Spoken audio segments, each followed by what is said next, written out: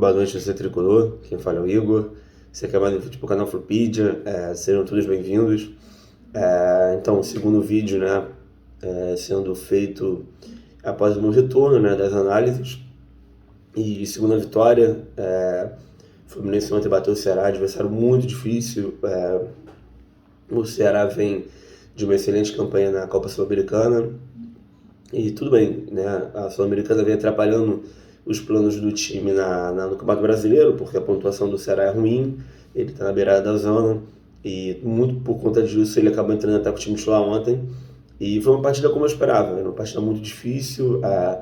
A partida teve um desenrolar, né, no qual qualquer um dos dois poderia ter vencido a partida, né? O Fluminense venceu mais pela qualidade dos seus jogadores, né? Principalmente pelo Cano. Mas o Ceará teve oportunidades até de ter empatado o jogo e ter vencido.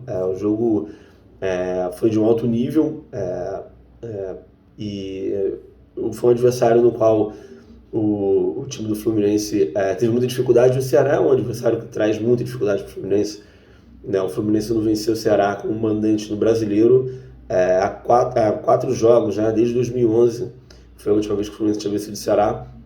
Então, é um adversário que mostra, né, uma dificuldade para o Fluminense muito grande. E parabenizar a torcida, né?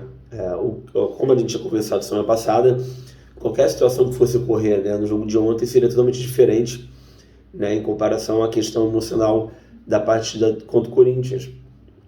Isso era muito óbvio, porque a gente não esperava nada do que tivesse acontecido, que ocorreu, né, no jogo contra o Corinthians, nem a goleada, muito menos um gol do Fred no final do jogo. E ontem, qualquer coisa que fosse acontecer, a gente poderia esperar. Poderia ter sido um gol do Fred, ou não ter um gol do Fred. O Fred jogar no segundo tempo inteiro, ou o Fred jogar com pouca minutagem, que foi o que aconteceu. Mas ontem também o ambiente do Maracanã estava um pouco diferente, né? No sentido de que tinha uma apreensão maior no sentido de resultado, porque uma vitória poderia deixar o Fluminense no G3, no G4, fincar a posição no G4, né? E a torcida estava muito ansiosa pelo jogo também, né? E ao mesmo tempo havia um sentimento de tristeza por ser despedido do Fred, né? Então, assim, em quesito, né, capacidade, em quesito festa, né? Ontem teve uma festa muito maior, mas no quesito já de cantar, no quesito de qualidade, né, de canto, eu vi uma apreensão muito maior, né, da torcida. E o jogo também, né, ele foi se mostrando muito disso. E não deixou de ser emocionante, né? Teve uma emoção diferente toda semana, muita gente chorando, eu novamente não aguentei, mas foi uma emoção muito mais controlada do que no jogo contra o Corinthians. O Fluminense do Diniz, ele, se a gente for reparar, o Fluminense ele sempre tenta marcar o gol logo muito cedo, né? Os jogos do Fluminense geralmente tem os gols sendo feitos logo no início do primeiro tempo ou no primeiro tempo, né? Isso está muito claro, e o Fluminense tentou isso ontem, né? O Fluminense tem uma oportunidade com o Matheus Martins, né, que ele estou cruzado e a bola passou raspando na trave. O Cano perdeu um gol na cara, e quando ele perde um gol na cara, eu até comento com um amigo meu, eu falei, caraca, parece um enredo do jogo contra o Atlético Goianiense, né? O Cano na pequena área perde um gol, né, incrível, e eu estava torcendo pro resultado, obviamente, ser diferente, como acabou sendo, né? E o Ceará deu uma dificuldade no time do Fluminense, né? Porque o Vinícius jogava de falso 9, e em alguns momentos ele voltava e recuava um pouco mais. Só que o Ceará não jogou de forma retrancada, ele não jogou. E eu senti algumas situações do time do Fluminense que eu não gostei. Ontem o Ceará dava alguns espaços pelas laterais e o Fluminense só jogava de um lado. Óbvio, o Diniz tem ele tem essa preferência do time jogar de forma compactada ali num lado do campo e de não fazer o jogo girar o tempo todo, de virar a bola o tempo todo. Isso é muito do Diniz. Mas então estava muito claro, tinha situações que o Samuel Xavier estava sempre livre e o time não girava a bola. O jogo no primeiro tempo foi muito mais pautado pelo lado esquerdo, que era o Caio Paulista e o Matheus Martins, né? E o Fluminense no começo ele foi muito seguro do Ceará, E depois o Ceará começou a gostar um pouco do jogo. O Fábio teve dificuldade no chute do Bruno Pacheco, por exemplo. Teve os escanteios que o Ceará batia, eram escanteios complicados para o Fábio, porque o Vinícius geralmente cruzava no segundo pau e tinha o Messias, né? Por exemplo, e o Luiz Otávio são zagueiros bem altos, então criava essa dificuldade para o time do Fluminense. E uma situação que eu reparei antes do gol, e que algumas situações que o Samuel Xavier acabou trocando de lado com o Caio Paulista. Em algumas situações o Samuel Xavier foi para o lado esquerdo, o Caio Paulista foi para o lado direito, e numa dessas jogadas acaba sendo um gol do Fluminense. O Caio Paulista acaba cruzando e o Cano aproveita a oportunidade de fazer gol de cabeça.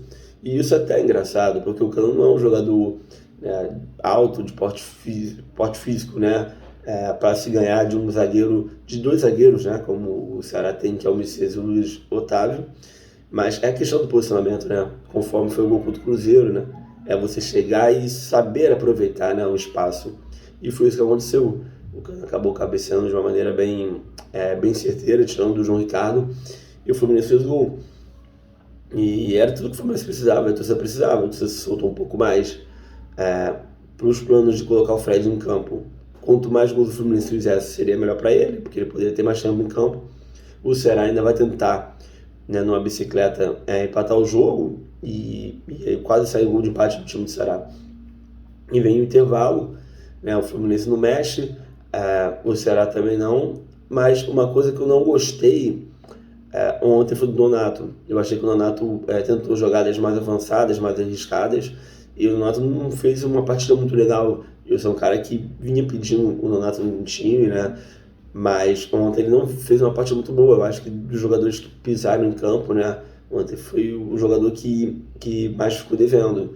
E o jogo passa pelo dinamismo do Nonato também, de todos os jogadores são importantes, o Ganso, o Arias, o André, mas o Nonato, essa ponte de ligação da defesa para o ataque, é um jogador que gosta de sair com a bola também. Às vezes aparece na área, ou às vezes tenta finalizar de fora da área. Ontem o Nonato roubou muitos passes, eu não gostei do jogo dele. No segundo tempo, é aquilo, como eu falei agora há pouco, o Fluminense tem essa questão de querer sempre marcar no início do segundo tempo, e foi o que aconteceu, e aí, é o que eu também conversei agora há pouco, foi uma jogada que durou uns 40 segundos, 8 jogadores tocaram na bola, foi uma jogada que saiu do outro lado, o Nino achou, ele fez a virada de jogo para o Samuel Xavier, que vai encontrar o Cano, e o passe do Samuel Xavier vai ser muito bonito, porque é o time da jogada, O Samuel Xavier deu passe praticamente na linha de risco de impedimento do Cano.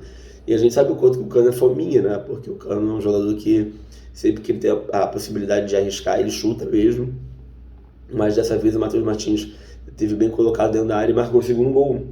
E aí foi aquela explosão, a torcida estava eufórica e o time não estava fazendo a apresentação igual fez contra o Cruzeiro, por exemplo, igual contra o Corinthians, mas era uma atuação ok, porque o adversário ele precisava da vitória. O adversário ele queria estragar a festa do Fred, estragar a festa da torcida, estragar a festa do Fluminense, mas a partir do segundo gol o Fluminense para de jogar. E o Ceará ele acaba tendo mais oportunidades. O Fábio começa a fazer defesas difíceis, como o chute do Vina, que ele acaba tocando na bola, a bola bate no travessão. E depois tem uma outra cabeçada, eu não lembro o nome do jogador que acaba, do Ceará que cabeceia. O Fábio faz uma puta defesa, a bola fica quicando ali dentro da área, e o Fluminense quase sofre o gol. Então o Fluminense estava tendo muito mais sorte do que o juízo na partida de ontem, O Ceará já poderia ter diminuído o placar muito tempo. O Diniz, ele vai observar isso e vai colocar o Felipe Melo em campo e o Martinelli. O Felipe Melo para dar uma contenção maior no sistema defensivo, o Martinelli para tentar dar uma arrancada, para tentar dar um sprint que o Renato não estava dando em campo. E ele vem tirando o Ganso, nesses jogos, que é interessante, porque além de desgastar o Ganso, você acaba dando mais mobilidade no meio de campo, você acaba fazendo com que o time não perca no meio de campo. Ele fez isso também contra o Corinthians, e ele acabou repetindo novamente na partida de ontem. O Martinelli entra bem novamente, o Martinelli vai tentar chutar de fora da área, o João Ricardo vai defender, o Martinelli vai fazer algumas jogadas no qual o Fluminense vai conseguir boas situações de gols no segundo tempo. Uma jogada que o Richard perde o Arias, ele chuta também. É uma situação que o time estava ligado nessa marcação, né, depois das trocas do Diniz. E acaba tendo um momento que o Fred entra, né, que foi um momento muito especial pra gente, né, a reverência do Cano. E é aquilo, né? Obviamente, o Cano não vai ter do lado da trilha do Fred. Para alguns, o Cano até já é ídolo pelo Carioca, pela temporada absurda que ele vem fazendo. Mas também conversei com um amigo meu, né, que assistiu o jogo comigo, e eu falei, cara, hoje a galera grita até mais a música do Cano do que do Fred, né? Em situação, e canta no sentido de assim, né? Aquele som maior mesmo, né? Não por repetição, mas por som, né? Por volume de som. Porque uma galera tendo pro Maracanã nesses jogos, teve muita gente que não viu o Fred jogar, né? Quando o Fred teve o auge, a galera tinha 7 anos, 6 anos. Hoje a galera que tem 20 anos e tinha 10 anos no auge do Fred, 9 anos, muito pouca idade, né? Para relembrar de grandes momentos. Então hoje o Cano entre aspas, o Fred da minha época, da minha geração. Então o Cano, igualmente ao Fred, tem uma música própria, tem uma comemoração própria, é um jogador que vem decidindo, e principalmente o Cano é um jogador que ele marca gols em times importantes, marcou gol em todos esses clássicos, marcou gol na Libertadores, marcou gol na Copa do Brasil, é um jogador na Copa Sul-Americana, então ele é um jogador que ele chama de estabilidade, e você vê que ele tem uma felicidade de jogar pelo Fluminense. E isso acaba cativando o torcedor, acaba cativando até os adversários, né? Porque o Ricardo Goulart seria a preferência da maioria dos torcedores. Não a minha preferência, mas eu sempre acreditei no Cano e achava que ele num time ajustado, ele poderia render. E ele vem rendendo, né? Como a gente pode muito bem ver, e ajudando o time do Fluminense. E é aquilo, né?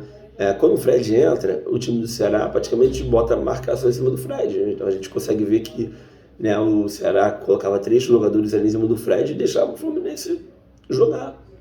Né? Teve uma oportunidade do Caio Paulista, que ele chuta com a bola raspando na trave também, porque tinham 3 jogadores marcando o Fred e ninguém marcando o Caio Paulista. Então chegou até a ser engraçado. O Ceará já estava mais, naquele momento, evitando de tomar um gol do Fred do que jogar. Mas ainda consigo fazer um gol. E essa jogada com o Caio Paulista é engraçado, porque assim, ele vem evoluindo na posição, né? E também, como eu falei anteriormente, é um jogador que tem um porte físico, é um jogador alto, é um jogador que ajuda no jogo aéreo, é um jogador que tem velocidade, tem arranque e tem confiança, né? Você vê que aquela confiança que ele tinha no passado, ele praticamente foi recuperada com o Diniz. E quando o Caio Paulista se machuca no ano passado, ele se lesiona, o Fluminense vai sentir falta dele, né? E é aquilo, né? Ele com o passar do tempo, ele vai pegar manha de lateral. Então tem algumas jogadas que, às vezes, os laterais, né, o lateral direito do time adversário, ele recebe a bola com muita liberdade, porque o Caio Paulista não vai em cima, ele não fecha a casinha, ele não fecha o bloco do passe do jogador que vai receber a bola. Por exemplo, o Caio Paulista, ele ainda tem uma dificuldade de linha de impedimento, né? Porque o Manuel e o Nino, eles saem muito, né? Tem uma linha mais alta, né? Então, em alguns momentos, o Caio Paulista fica um pouco perdido e o gol do Ceará sai nessa jogada, que ele fica plantado dentro da área, enquanto os zagueiros estão fora da área, né? E é aquilo, né? O Fábio vendo uma sequência boa, sem sofrer gols, era mais um jogo que o Fábio não ia sofrer gol, e muito por conta dele também. A zaga ontem já não fez um jogo tão bom pelas oportunidades que o Ceará teve e por falhar muito também no jogo aéreo. Era uma situação que eu cobrava muito do Nino, né? O Nino, ele com a bola no chão, um zagueiro impecável na saída de bola, mas deve muito no jogo aéreo, né? O Manuel já é mais forte no jogo aéreo, apesar de ser bem menor que o Nino. Mas é uma questão de posicionamento. Em algumas situações do jogo, o goleiro do Ceará, ele dava aquelas quebradas, né? E o Richard o tempo inteiro ganhava no jogo aéreo. Essas quebradas, por exemplo, foi o que ocorreu no Campeonato Carioca, né? Que o Souza, ele manda a bola pro Bruno Henrique, o Bruno Henrique dá aquela cabeçada, enquanto o Arrascaeta fica ali no mano a mano com o Manuel, ele cruza pro Gabriel marcar o gol contra o Fluminense. Então, assim, é uma jogada que vem se repetindo muito, o Fluminense não vem conseguindo ter isso nessas jogadas.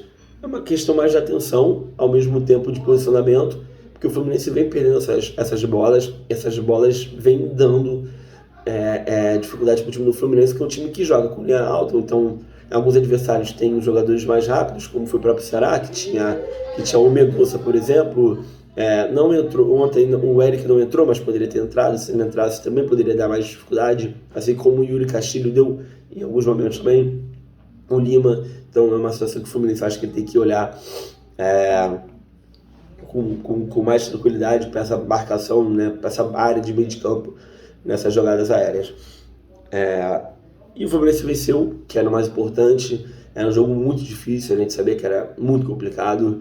E aí o Fluminense ele vai dormir na vice-liderança, né? Como o Corinthians já venceu o Flamengo hoje, o Fluminense vai para a terceira colocação. E o que eu mais quero falar é da torcida do Fluminense comprando barulho. Fiz um post hoje no Flupedia mostrando, né, que o Fluminense ele tem 12 jogos com mais de 60 mil torcedores nos últimos 21 anos, já no século XXI. E o Fluminense é invicto. Né? Se o Fluminense, há um tempo atrás, no novo Maracanã, tinha problemas quando encheu o estádio, né, e não passou de 57 mil, né, que tinha sido o jogo contra o Corinthians na Copa Sul-Americana de 2019, se for passar de 60 mil e pegar o recorte do século XXI, para ficar um pouco mais fácil de pesquisar, o Fluminense fica invicto. Né? A torcida joga muito junto com o time, e isso é muito importante. E é que eu falo, a torcida do Fluminense, ela sabe do poder que ela tem, ela sabe da força que ela tem, mas ela meio que ela ficou desapegada nesse meio tempo, e isso foi maléfico ao time. Né? Era bizonho você ir para jogos do Fluminense que a gente foi implorando o torcedor para ir. É inadmissível o Fluminense é uma torcida que tem 3, 4 milhões de torcedores. Né? E a gente tem que ficar implorando situações para poder, num dos jogos no ano, ter que lotar. Então a gente tinha que manter essa média que está rolando nesses últimos jogos, né? 44, 45 mil contra o Cruzeiro, contra o Corinthians, né? 63 mil ontem. Então é um número excelente, é um número extraordinário, no qual o Fluminense só ganha com isso. Né? Ganha em renda, ganha em nível técnico, né? Principalmente, e mostra a união da torcida. E eu fico muito feliz com tudo isso, né? Porque eu prefiro mil vezes passar perrengue na hora de ir embora, demorar para pedir um Uber ou pegar um trem lotado, do que ir para um jogo no qual você, por exemplo, com o Atlético Mineiro, né, vão 16 mil pessoas, o Fluminense faz 5-3, um jogo que deveria ter demanda, né, de público, pela qualidade do jogo, pela forma como o time já vinha jogando. E principalmente pelo Diniz, né, são 5 vitórias seguidas. Como todos sabem, o Diniz merece algo maior, né? Merece o título, merece ser reconhecido, né? Eu acho que eu particularmente não considero o Fluminense como um favorito ao título brasileiro. Eu tô aqui obviamente torcendo, todos sabem que eu tô sempre nos jogos, que eu tô sempre apoiando, mas essa questão do Diniz que faz com que todos os torcedores ainda não tenham plena confiança no time. A gente sabe que os reforços estão chegando, o time está bem montado, o time está tendo mais tempo para treinar, né, e colocar o seu jogo em prática. E é um jogo que, quando é bem feito, bem trabalhado, como ele vem sendo feito, fica muito difícil do adversário chegar e ganhar do Fluminense, né? Porque é a qualidade, é o toque de bola rápido, é a qualidade dos jogadores e o nível de decisão dos jogadores. Eu vi algumas pessoas falando do Fred, o Fred se despedindo pode ser ruim pro time. Não vejo assim. Eu vejo que o Fred pode ser usado como uma experiência, né? Como exemplo para os jogadores mais novos. Matheus Martins, Martinelli, pro André e outros jogadores que estão no elenco são mais novos, né? De você chegar, e o John Kennedy principalmente, que é da posição do Fred, de você chegar e ver que lá na frente pode ser você que pode ser idolatrado por uma torcida, pode ter seu nome gritado, pode ter seu pé na calçada da fama, Então eu vejo o Fred como, ó, eu fiz o meu papel aqui nesse período e agora a bola tá com vocês, eu tô aqui torcendo por vocês. Esse título, né, porque se o Fluminense fosse ser campeão da Copa do Brasil, do Brasileiro, o Fred seria campeão por ter feito a parte do elenco. Então a torcida, o time tem que, os jogadores têm que olhar com carinho por isso, né? E o Fred fez a missão dele. E tudo que foi feito ontem pro Fred foi super merecido. Obviamente o Fred, ele não foi um Zico, não foi um Dinamite, não foi um Garrincha, né? Em questões de títulos e em questão de desempenho e nem número de gols, mas é aquilo. O Fred, ele chegou numa época, né, que a gente vinha perdendo craques pro futebol europeu, e ele chega aqui no momento que o Ronaldo chega também, né, 2 camisas 9 de peso. O Adriano também tinha voltado pro futebol brasileiro, então era uma época que o Fluminense não tinha um time muito bom. Eu mesmo não acreditava que o Fred fosse ser ídolo, fosse ficar muito tempo no Fluminense, que nós passávamos por um momento delicado, né, naquele início dele, até ele ter aquelas lesões, ter aqueles problemas. Então até voltar lá para setembro, outubro, demorou muito tempo, né? Então o Fred é uma incógnita, chegou a ser vaiado em alguns jogos de 2009, mas junto ao Conca acabou formando o time de guerreiros já. Então eu quero falar disso porque o Fred, ele vai se criar, né, essa quantidade de anos de jogos e de gols para um clube que, pro futebol brasileiro hoje, é muito, muito difícil de ver. A gente provavelmente não vai ver jogadores como o Fred, com a liderança que ele tem, com os títulos que ele conquistou, né, porque é raro um jogador, quando se destaca dessa maneira, ele vai rapidamente para o futebol europeu, né? Ou quando o jogador volta para o futebol brasileiro, geralmente ele não consegue render da mesma forma, porque geralmente os caras voltam lesionados, né, com algum problema físico, e o Fred não demorou, né, para chegar e se adaptar ao Fluminense, né? Quando ele começa, ele já faz 2 gols no Macaé, faz gol no Bangu, no Águia, então ele rapidamente ele vai se adaptar à torcida e ao futebol brasileiro, né? E na chegada dele ele falava isso, né? Eu quero cumprir meu contrato, eu quero cumprir meu papel, eu quero me tornar ídolo, eu quero conquistar títulos. E foi tudo que ele fez. Então foi a festa merecida para ele, foi uma atmosfera incrível, no qual eu acredito que eu não vou ver no Fluminense mais. No futebol brasileiro também dificilmente eu devo assistir algo muito parecido, né? A festa foi incrível, foi muito linda, e o Fred super mereceu, né? E fica a nossa eterna gratidão. É um pedacinho da nossa história que acaba morrendo com essa aposentadoria, né? Porque ir pro Maracanã agora e ver que o Fred nunca mais vai jogar pelo Fluminense é uma situação triste, mas a gente entende que o caminho foi bem traçado, que tudo que tinha que ter sido feito aconteceu, né? E uma idolatria feita desse jeito, né? A idolatria é feita com gols, com discussões, com brigas, lesões, com recordes quebrados. O Fred teve tudo disso mais um pouco. A história de amor, de uma idolatria, não é só feita de momentos bons, pelo contrário. E nós tivemos momentos ruins com o Fred também, né? Mas teve que acontecer, foi da melhor maneira possível. O seu retorno para o Fluminense foi ainda melhor do que a gente esperava, né? E o carinho é eterno, o Fred é eterno. Para concluir meu pensamento, o Fábio foi o nome do jogo, e eu lembro que quando ele teve aquele vacilo contra o Cruzeiro, né, da jogada do escanteio, né, que ele está adiantado, o Zé Ivaldo vai tentar fazer um gol no meio de campo, eu fiquei pensando muito no jogo da volta, né, contra o Cruzeiro. Eu falei, cara, eu não sei, a carga emocional para cima do Fábio vai ficar muito grande, né? Então eu fiquei pensando, cara, eu não sei se o Fábio pode chegar e pode arregar no próximo no jogo do Mineirão, se o Fábio pode sentir, se ele pode falhar, mas ele acaba fazendo o seu melhor jogo pelo Fluminense no momento exato, né? No momento muito importante, que é esse jogo véspera contra o Cruzeiro, que é muito importante pra gente financeiramente. Se o Fluminense passar, ajuda demais, né, nas contas do clube, e é um título super viável, né? Porque alguns grandes já vão ficar pelo meio do caminho, seja Flamengo, Atlético, São Paulo ou Palmeiras. Então é um momento que é mata-mata, né? Então você está num dia ruim, você é eliminado, você está num dia bom, você acaba passando. E o que eu peço para terça-feira E era o Diniz também, técnico do Fluminense, naquela eliminação contra o Cruzeiro, que foi uma eliminação injusta pelo que o Fluminense fez nos 2 jogos.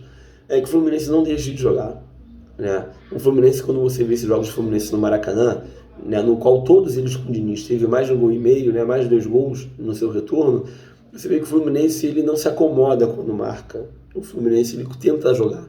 Ele perdeu para o Flamengo tentando jogar, ele venceu o Cruzeiro, venceu o Júnior Barranquilla na marra querendo jogar. Contra o Corinthians ele jogou desde o início querendo vencer.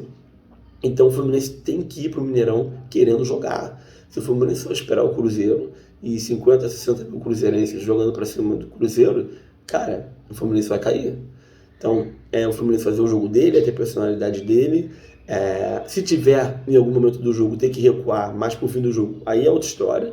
Mas a personalidade do jogo, principalmente no jogo de volta de mata-mata, cara, os primeiros minutos que mostram como vai sair a saga da partida. Então, cara, se o Fluminense mostrar nervosismo, demonstrar apavoro, o Fluminense vai cair. Então é um jogo de ter personalidade, cabeça fria e principalmente ter muita concentração do jogo, porque um deslize é fatal, um deslize pode fazer com que o Fluminense seja eliminado, e principalmente treinar pênaltis, porque aqueles pênaltis contra o Olímpia foram inacreditáveis, né? A forma como o Fluminense escolheu os batedores, a forma como o Fluminense bateu os pênaltis, né? Eu espero que o Fluminense treine pênaltis, porque pode ser que aconteça, um 2-1, 1-0, um 3-2, pode acontecer. Mas eu estou super confiante na Copa do Brasil, estou super empolgado para esse jogo, que vai ser muito difícil, mas é uma competição que o Fluminense tem tradição, o Fluminense já teve semifinal, o Fluminense já foi campeão, já teve 2 vices, então é uma competição que o Fluminense gosta, é uma competição que eu adoro, que a torcida vai abraçar o time e que pode ter um sorteio favorável caso passe para a próxima fase. É isso aí. Na quarta-feira eu gravo o vídeo, né, após o jogo contra o Cruzeiro. O Fluminense agora tem uma sequência aí de 3 jogos fora do Rio de Janeiro, né, que é contra o Cruzeiro, São Paulo e Goiás. E, na minha opinião, é a sequência mais importante do ano, mais do que as próximas que virão, porque são jogos longe da torcida. O Fluminense vem fazendo bons jogos fora de casa. O Diniz já conseguiu vencer alguns jogos fora de casa, né, contra o Fortaleza, por exemplo, ganhou na altitude. Na altitude não, né? Ganhou o Oriente Petroleiro fora de casa, então empatou com o Palmeiras. Então o Fluminense tem condições, principalmente contra o São Paulo. O Fluminense costuma fazer bons jogos contra o São Paulo, no Morumbi, né? Ganhou em 2019, ano passado empatou com o Nenê de Expedição num pênalti, o resultado foi totalmente injusto. Então, se o Fluminense chegar e continuar mostrando seu futebol, cara, o Fluminense tem tudo para ou trazer 6 pontos ou trazer 4 pontos, e seria vital pra gente, né, pra nossa campanha, porque como eu falei, a gente tem que mirar o G4, e odeio a palavra obrigação, mas o Fluminense, pelas eliminações vexatórias que teve durante o ano, terminando o G4, tendo só o brasileiro praticamente para jogar e a Copa do Brasil, que tem um hiato de datas, seria quase que obrigação do Fluminense ganhar essa vaga. Obviamente, existem rivais com elencos mais poderosos, mas se o Fluminense continuar com essa levada dele, o Fluminense tem tudo para ir longe na temporada. É isso aí, um vídeo feliz, um vídeo contente, com muita expectativa para a próxima semana, e vamos continuar juntos. Não deixem de se associar ao clube, vamos continuar respirando esse momento muito bom, né? A torcida está comprando o barulho do time como comprou em 2002, a média de público era alta, o Fluminense ficou brigando pela parte de cima, quase foi campeão brasileiro, então a gente tem que olhar esses bons exemplos para poder levar para o coração, levar para uma questão mais positiva, né, da nossa mente. É isso aí, gente, saudações colores, até o próximo vídeo. E obrigado, Fred, por tudo.